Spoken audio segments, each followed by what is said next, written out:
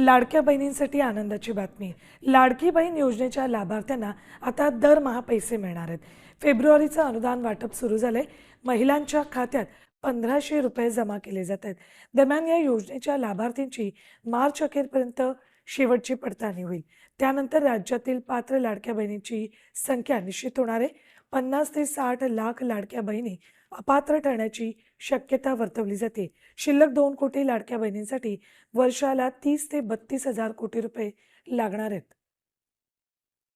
थोडीफार आर्थिक ओढाताण ही राज्याची किंवा देशाची त्या ठिकाणी होणं हे स्वाभाविक आहे. पण आम्ही सगळ्यांनी यामध्ये जनतेचा लार्जर इंटरेस्टचा त्या ठिकाणी विचार केला. काही राज्यांनी याला विरोध केलेला आहे. काही राज्यांनी म्हटलेले आमची महसुली तूट भरून काढण्याची जबाबदारी केंद्राची आहे. महाराष्ट्राची काय भूमिका असणार आहे? ते आम्ही सुद्धा ज्या वेळेला जीएसटी काउन्सिलमध्ये राज्य म्हणून मत मांडलं त्यावेळेला केंद्राने किंवा अर्थ विभागाने आणलेल्या या जे काही त्यांच्या रिफॉर्म्स आहेत त्याला आम्ही पाठिंबा दिला. पूर्णपणाने आम्ही त्याला सपोर्ट केलेला आहे. आणि तो करत असताना जीएसटीच्या दृष्टिकोनातून जे वर्किंगमध्ये काही सुधार आहेत ते आम्ही त्या ठिकाणी सुचवलेले आहेत. काही आमच्याकडे रिप्रेझेंटेशन्स येतील त्याचेही आम्ही लेखी विभागाकडे आणि मंत्री महोदयांकडे त्या ठिकाणी सादर करणार आहोत राज्य म्हणून. पण साधारणपणे बहुतांशी राज्यांनी त्याच्यामध्ये सकारात्मक भूमिकाच घेतली आणि त्याच्यामध्ये या निर्णयाला पाठिंबाच दिला. काही राज्य आहेत ज्यांनी रेट रॅशनलायझेशनला विरोध केला नाही. रेट रॅशनलायझेशनमध्ये वोटिंग झाली नाही. एकमताने आम्ही सगळ्याच राज्यांनी त्याला मान्यता दिली. काही त्यांच्या शंका कुशंका होत्या आणि त्या शंका कुशंका स्वाभाविकपणे त्यांनी त्यांच्या राज्याच्या वतीने मांडल्या.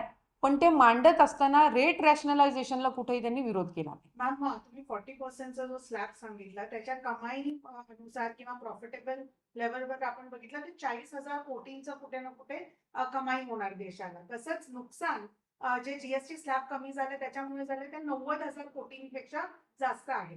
तर हा जो डिफरन्स आहे ते पब्लिक इंटरेस्टच्या नावाखाली परवडणारा आहे का देशाला? कारण की इकॉनॉमिकल स्ट्रेस, फायनान्शियल स्ट्रेस मोठ्या प्रमाणावर आहे. लोक म्हणजे विरोधक सांगा किंवा काही लोकांचं हे सांगणं आहे की it is more of a political game. कारण मग इतक्या स्लॅब आणले का गेले, मग हे कटच करायचं म्हणजे तुम्ही युटर्न घेतलं तुमच्या डिसिजन्सला. ते साधारणपणे सुरुवातीलाच मी म्हटल्याप्रमाणे काही अशा बाबी आहेत जिथे सर्वसाधारण जनतेला त्यांचं हित बघणं ही एक लोकप्रतिनिधी म्हणून किंवा देशाचा प्रतिनिधी म्हणून त्या ठिकाणी जबाबदारी ही असते. आणि जो काही स्लॅब्समध्ये वाढ झालेली आहे, काही तर मूलभूत ज्या गरजा आहेत लोकांच्या ज्याच्यामध्ये त्यांना रिलीफ देणं गरजेचंच होतं. एक गोष्ट आपण सगळ्यांनी आपल्या सगळ्यांच्या लक्षात असेल की ज्या वेळेला जीएसटी लागू झालं 2017-18 मध्ये त्यावेळेला सुद्धा बऱ्याच जणांनी सकारात्मक आणि बऱ्याच जणांनी नकारात्मक भूमिका मांडल्या होत्या. पण एक वस्तुस्थिती आहे की जेव्हापासून जीएसटी त्या ठिकाणी लागू झालं जगाच्या याच्यावर सर्वात खरं तर उशिरा जीएसटी लागू करणाऱ्यांपैकी इम्प्लिमेंट करणाऱ्यांपैकी एक हा भारत देश आहे. पण जेव्हापासून ते लागू करण्यात आलं तेव्हापासून साधारणपणे त्याचा राज्यांना आणि केंद्राला फायदाच झालेला आहे. आज जरी ही तूट दिसत असली तरीही या संदर्भातली किती नक्की लॉसेस हे त्या ठिकाणी फायनान्शियल लॉसेस हे राज्याला किंवा देशाला त्या ठिकाणी होतील याचं मूल्यमापन हे हा निर्णय लागू झाल्यानंतरच्या सेकंड थर्ड क्वार्टरमध्येच त्या ठिकाणी लक्षात येईल. कारण याचे पडसाद कशा पद्धतीनं हे स्लॅब्स तिकडे लागू झाल्यानंतर उमटतात याचं कॅल्क्युलेशन किंवा त्याचं मूल्यमापन करण्यासाठी साधारणपणे 2-3 क्वार्टर्स तरी निश्चितपणाने त्या ठिकाणी म्हणजे तो तितकासा कालावधी तर नक्कीच त्याच्यामध्ये लागणार आहे. आणि आज जर आपण बघितलं तर हेल्थ इन्शुरन्समध्ये रिलीफ मिळावा, टॅक्स रिलीफ मिळावा ही सगळ्यांचीच मागणी होती.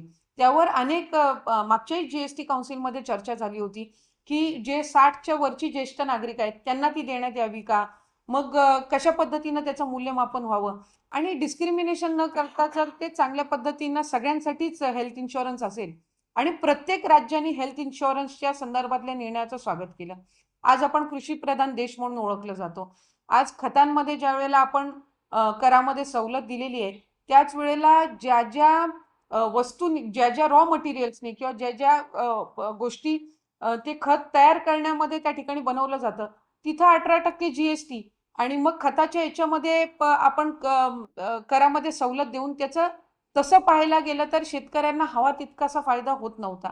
आणि मग आज शेतकऱ्यांच्या दृष्टिकोनातून जर तो निर्णय घेतला असेल, तर मला वाटते साधारणपणे त्याचं स्वागतच सगळ्यांनी करणं त्या ठिकाणी आहे. लाडकी बहीण योजनेमुळे आधीच राज्य सरकारला काटकसर करावी लागते. आता ह्या जीएसटी रिफॉर्ममुळे राज्य सरकारला परवडणार आहे का हे नुकसान?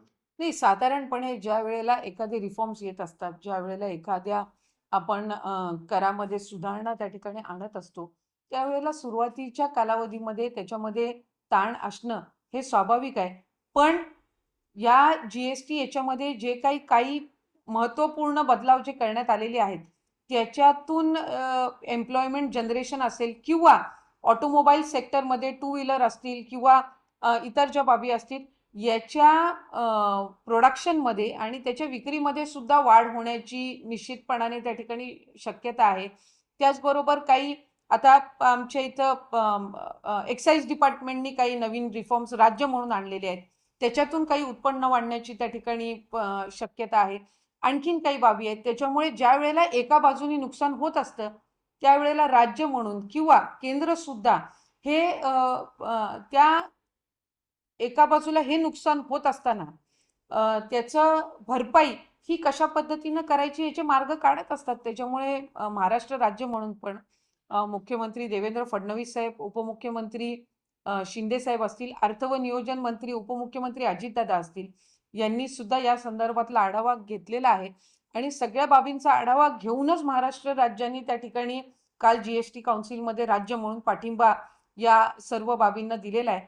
त्याच्यामुळे त्या संदर्भातली निश्चितपणाने जी काही उपाययोजना आहे ती राज्य म्हणून आम्ही पुढच्या कालावधीमध्ये करू. तुम्ही कोणते मुद्दे महाराष्ट्राचे म्हणून त्या ठिकाणी मांडलेले आहेत?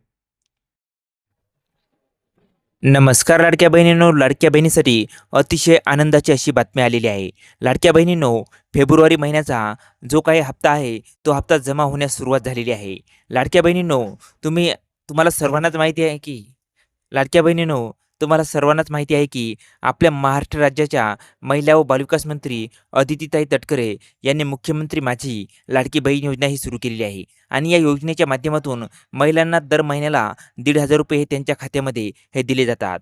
लाडक्या बहिणींनो, तुम्हाला सर्वांनाच माहिती आहे की मागच्या वेळेस मुख्यमंत्री माझी लाडकी बहीण या योजनेच्या अंतर्गत महिलांना 1,500 रुपये हे दिले होते.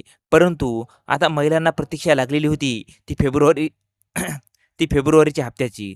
तर लाडक्या बहिणींनो, आता काळजी करू नका. फेब्रुवारी महिन्याचा 1,500 रुपयांचा हप्ता हा लाडक्या बहिणींच्या खात्यामध्ये जमा व्हायला सुरुवात झालेली आहे. आणि ही माहिती अगदी प्रूफसहित मी तुमच्यापर्यंत घेऊन आलेला आहे. कारण ही माहिती आपल्या राज्याच्या महिला व बालविकास मंत्री अदितीताई तटकरे यांनी ही माहिती दिलेली आहे. चला तर मग नेमकी माहिती काय आहे ती आपण अगदी सविस्तर A to Z माहिती जाणून घेऊया. त्याआधी तुम्ही जर का आपल्या चॅनलवरती नवीन आला असाल तर आपल्या चॅनलला लाईक, शेअर आणि सबस्क्राईब करायला विसरू नका. चला तर मग व्हिडिओ सुरू करूया. लाडक्या बहिणींनो, तुम्ही इथे बघू शकता आपल्या महाराष्ट्र राज्याच्या महिला व बालविकास मंत्री अदितीताई तटकरे यांनी ट्विट करून एक मोठी माहिती दिलेली आहे. मुख्यमंत्री माझी लाडकी बहीण योजना, फेब्रुवारी महिन्याचा सन्मान निधी वितरणाची प्रक्रिया सुरू.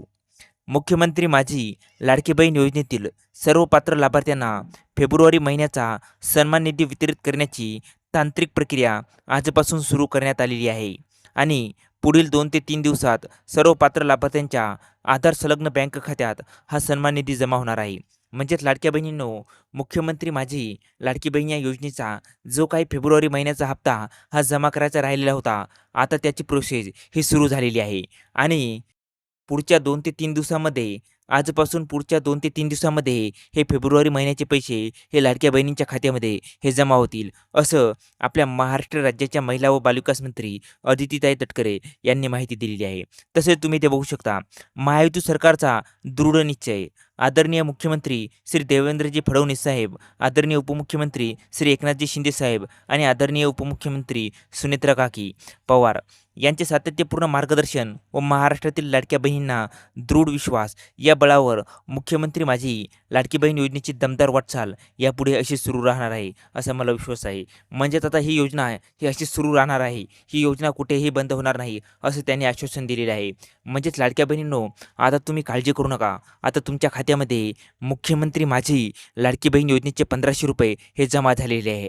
हे जमा झालेले आहेत आणि हे 1500 रुपये फेब्रुवारी महिन्याचे जमा झालेले आहेत. लाडक्या बहिणींनो, आता काळजी करू नका. मार्च महिन्याचे 1500 रुपये सुद्धा तुमच्या खात्यामध्ये लवकरच येतील. जसा निर्णय येईल, जशी माहिती येईल, तसं मी आपल्या चॅनलवरती नवीन व्हिडिओ घेऊन येईल. त्यासाठी तुम्ही जर का आपल्या चॅनलवरती पहिल्यांदा आला असाल तर आपल्या चॅनलला लाईक, शेअर आणि सबस्क्राईब करायला विसरू नका. धन्यवाद मित्रांनो. जय हिंद, जय महाराष्ट्र.